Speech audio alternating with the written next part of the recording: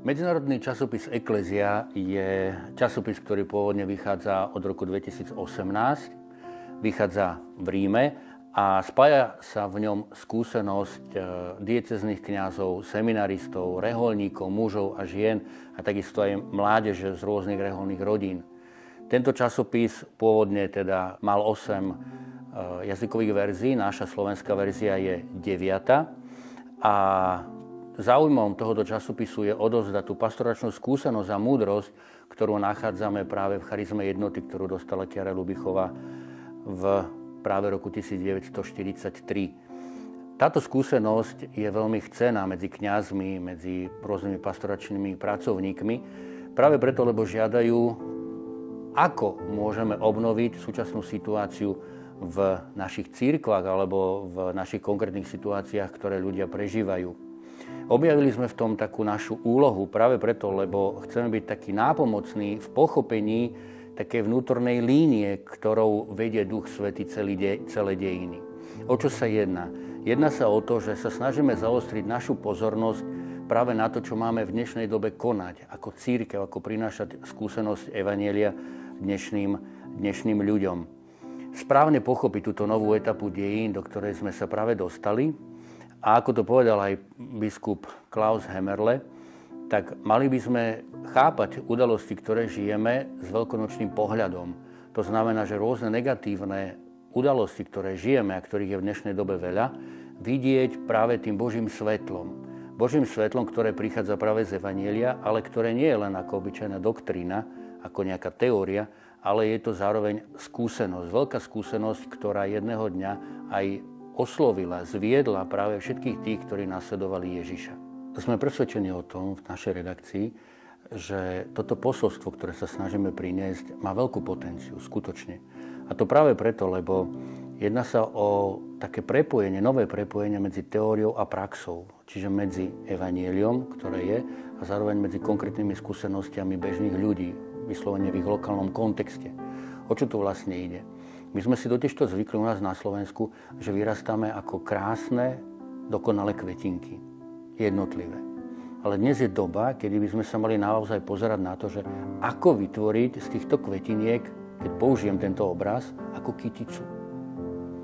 A to už je niečo iné. To znamená, že navzájom sa poprepájať práve preto, lebo potrebujeme urobiť to, čo chce Boh. A Boh chce od nás, aby sme všetci boli jedno. Čiže inak povedané kyticu. Nie, aby sme boli len krásne jednotlivé kvetinky. A toto je veľmi dôležité práve preto, lebo my v našom odovzdávaní tradície evanjelia, tak sa snažíme ako keby len doručiť obsah, doručiť nejakú náuku. Ale v skutočnosti to latinské slovičko tradere, čo znamená odovzdávanie, čiže tradícia, ono znamená odovzdať skúsenosť. Práve životnú skúsenosť toho evanjelia v danej konkrétnej situácii, ale ktorá nie je len iba nejaká teória, ale je to prepojené aj s takým, poviem to tak, špekulatívny rozmer. To znamená rozmer, kde začneme prepájať tú skúsenosť, čiže mystickú hodnotu Boha a nášho evanjelia s špekulatívnou schopnosťou preniknúť tie udalosti, čo žijeme, práve tým svetlom vzkriesenia, ktoré priniesol Ježiš. Som presvedčený, že týmto spôsobom prispiejeme naozaj k rozvoju našej cirkvi. A to práve preto, lebo potrebujeme ako keby otvoriť našu myseľ na iný štýl spolupráce. A toto najmä v takých 3 oblastiach, ktoré vidíme ako veľmi, veľmi dôležité. A to je téma synodality, téma dôstojnosti a zapojenia žien do pastoračných aktivít a do cirkvi. A zároveň aj otvorenie alebo zdieľanie účasť zodpovednosti za pastoráciu pre laikov. Toto je pre nás naozaj veľmi dôležitá oblasť, ktorú potrebujeme nejakým spôsobom preniknúť. A preto cítim takú veľkú radosť, aby som povedal aj takú nádej, lebo vieme, že naša cirkev prechádza ťažkým obdobím, ale v našej redakcii sme si povedali, že práve túto krásnu skúsenosť charizmy jednoty chceme odovzdať aj ďalej. A to práve preto, lebo ponúknuť možnosť aj sa zapojiť práve do tejto veľkej potencie, ktorú má samotná charizma jednoty. Je to také inšpirujúce svetlo práve, ktoré ku nám prichádza od Boha a ktoré ide ponad samotného hnutia, by som povedal, fokoláre. Je to otvorenosť dialógu, ktorý je so všetkými ľuďmi. Či už sú to ľudia z rôznych cirkví kresťanských, alebo sú to ľudia z rôznych náboženstiev, alebo ľudia dobrej vôle. Jednoducho spoločne prispievať k tomu, aby sa naozaj realizoval ten Ježišov testament, aby všetci boli jedno. To je sen Boha, ktorý chceme nejakým spôsobom napomôcť realizovať.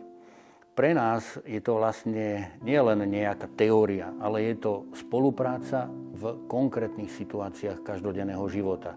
Vyslovene byť v lokálnych situáciách, v lokálnom kontexte, lebo to je to, čo sa dotýka našich ľudí, s ktorými my žijeme a zároveň ktorým chceme odovzdať práve tú krásu, tú sílu, aj tú príťažlivosť Ježišovho evanjelia. Toto je pre nás, by som povedal, také dôležité, lebo nemôžeme iba opakovať pastoráciu sviatostnú, ktorá bohužiaľ už mnohým ľuďom dnes nič nehovorí. Je to pekné, ale ľudia už nie sú tým pritiahnutí. Ale skôr zažiť tú skúsenosť a povedal by som ten generatívny rozmer samotnej viery, taký, aký je a ako nám prináša Ježiš. Lebo ako vieme, po pár mesiacoch už prví kresťania v Jeruzaleme už ich bolo niekoľko tisíc, ktorí chceli žiť podľa Ježišovho evanjelia. Teda sa pýtame, akým spôsobom my môžeme urobiť, aby dnešní ľudia dokázali byť šťastní a zažívať tú radosť, to svetlo, ten pokoj, tú jednotu, práve ktoré v dnešnej dobe chýbajú a ktoré skrýva práve evanjelium Ježiša Krista. Na to si myslím, je tento časopis, aby to inšpirovalo či už kňazov alebo rôznych pastoračných pracovníkov, aby sme dokázali naozaj spoločne kráčať, spoločne hľadieť a spoločne pracovať. Takže tešíme sa na spoluprácu a pozývam vás, aby ste či už cez stránku www.nm.sk si stiahli tento časopis, alebo aj cez túto stránku si ho objednali.